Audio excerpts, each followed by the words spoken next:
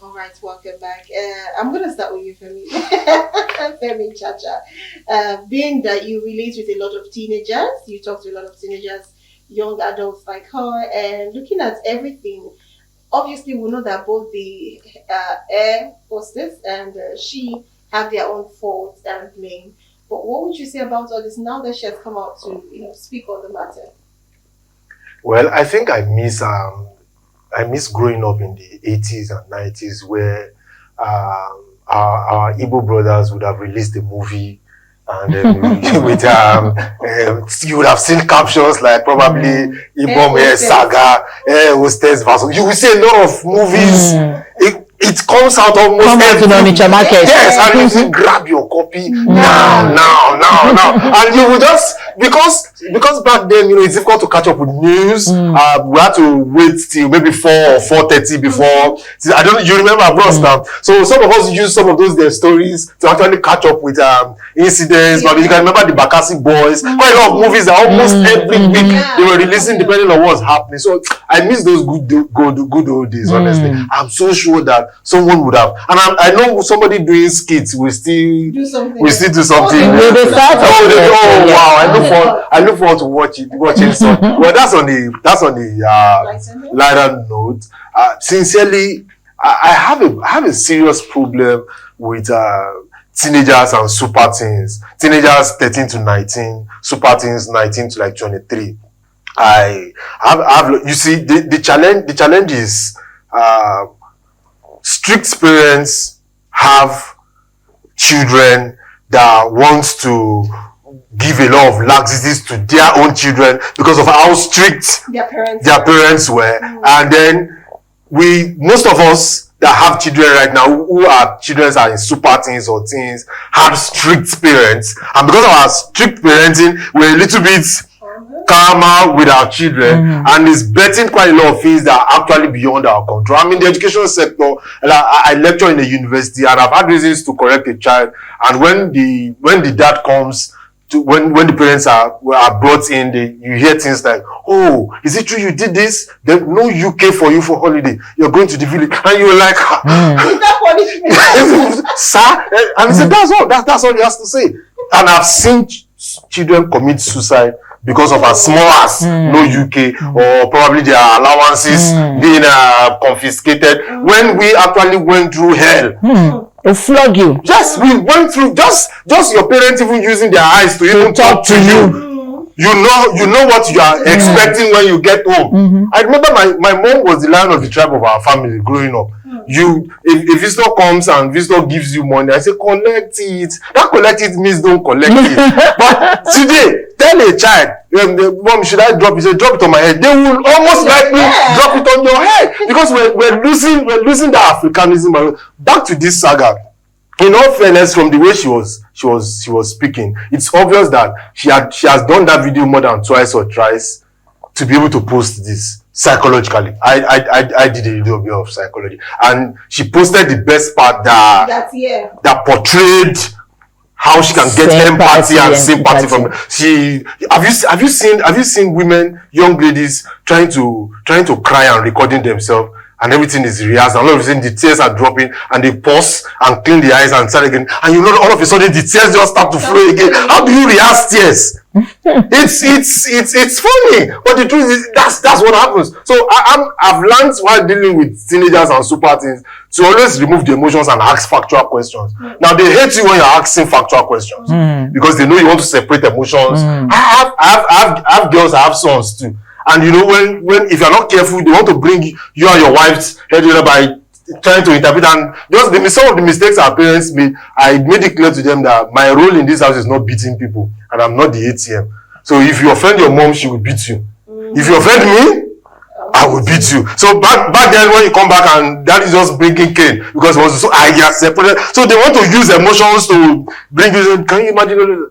Just ask factual questions. Can you answer? Then they now begin to see that this is not someone you can. There's a lot of half truths. It doesn't mean that there are no truths, but it's a lot of half truths. Going forward, I've spoken to so many of my friends in the aviation sector. Like I mentioned a few weeks ago when I was here, Festus Kiamo is a very big brother and close friend. While I appreciate that they've been looking into political solutions, I think air hostesses need more trainings. See, you are now, back then when we were growing up, a parent will not allow such a girl to travel alone.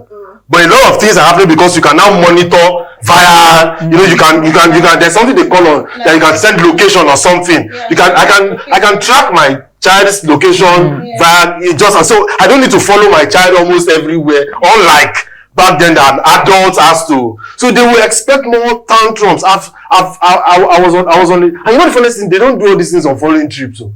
Once they say, I was flying BA early this year when I went to South Africa, and the first thing they told us before everyone should switch off. Do you know that there was nobody that argued or nobody argued or so? But when it's Nigerian context, that's when you see people. Okay, we are going to come back to turn off. They didn't say, and you can. In fact, you can. I wanted to. As a humble chief, I have one small chieftaincy title from my village. So I was wearing those beads, and I wanted to ask a question. But that lady, one of the heroes walked back to me, and were you talking to me? Immediately, I said no. Because one of my friends said, will walk you out of this flight and nothing will happen. Nothing. Wow. You will still pay more to even fly. I just showed that lady. Can you see it's actually turning off? She said, oh, okay. Thank you. And she walked back. And the first thing that came to mind is, if it were a Nigerian, we will now be doing grammar. Quickly trying to make it. We see our politicians on trains abroad. See them standing. No security. So I think it's a Nigerian thing, and it will take time. It will take time. Not like it can't happen, but it will take time for many of us to begin to adapt to this. You're in the bank, you're on the queue, and you see your friend or colleague at school on the counter and calls you. And there's there are quite a lot of people in front of you. He does not care because he knows you. He just tells you, come. You just go because you don't see them taking check behind to them. And all of these things are not supposed to be happening in the same society. So the truth is, when Nigeria begins to work, many people that are enjoying undue advantage will actually complain. So going forward, like I told them, Barrister Festus Kiamo, I really think the aviation sector needs a lot of training. One, because the generation that are traveling now, back then when they were growing, they didn't have that exposure. So you will still have seen, I was on a flight and I saw a 9-year-old child telling me that she's traveling alone, that the mom is waiting for her. Well, they pay the airlines for assistance. Exactly, but you will not do that when we want to do. Then the child is now telling me that on WhatsApp that she already turned on her location and that the mom is already. You understand that kind of thing? Even my daughter that is even above that age, I can't even allow them to travel that far. But that is the society that we're in right now. So they have to do more trainings to, especially emotional intelligence. I think what was lost is emotional intelligence. When you allow your ego to come in, I'll give you a good instance. When I started lecturing in the reputed best private university in Nigeria, in West Africa at the moment, I used to use those fat tie. Then one of the classes, one of the girls just told me, "You remind me of my grandpa." Okay. That was humiliating. You had to ask questions. What part of your grandpa's life? When he said the tie, and she said it publicly. When next I travel to the UK for all this, I'm bringing you a dozen of slim ties, and she did it. Wow! If I didn't have emotional intelligence, that was enough for me to flare up. But I had to smile that. Oh, wonderful! I like that. But some of us have preferences. Sir, you are too young to be having old preferences. So I knew the more I had that argument, that I wouldn't even like it. But emotional intelligence. Imagine me now saying, "Yes, can you everybody write your names, your matric number, and do."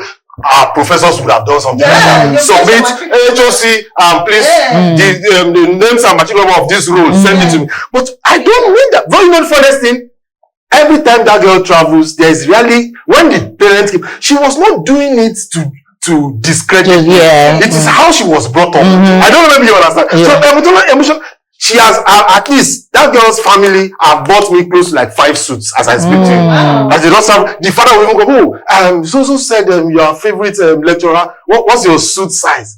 Imagine I didn't do that. I didn't attend emotional intelligence. It could was I hot? Yes.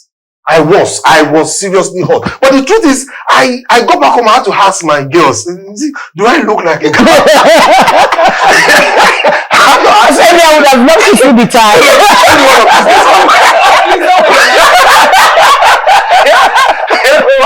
So Gen Zs don't know what not to say. That's the truth. But it does not mean it's from a place of disrespect. Yeah. Some of them now have the urge to even tell their parents things. We could not tell our parents certain things. But they have the urge to tell their parents certain things.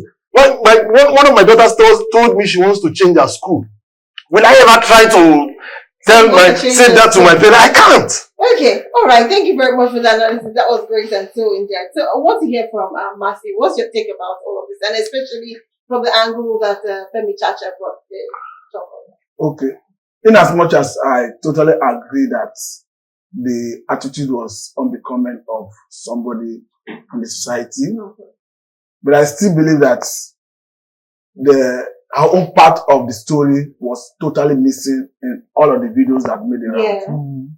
So it means there was a calculated attempt to make her feel the offender.